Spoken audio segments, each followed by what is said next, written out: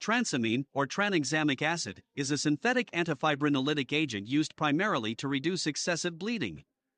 It works by inhibiting the breakdown of fibrin, a key protein in blood clotting.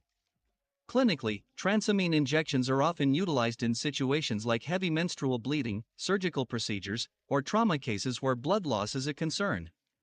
When it comes to administration, transamine can be given both intravenously and intramuscularly. Intravenous administration is preferred for rapid action, especially in acute settings. If you're opting for 4, it's crucial to dilute the solution properly to avoid complications.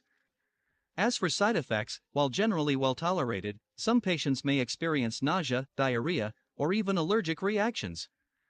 Rarely, it can lead to thromboembolic events, so monitoring is essential. Understanding these aspects of transamine is vital for effective patient care and safety in clinical practice.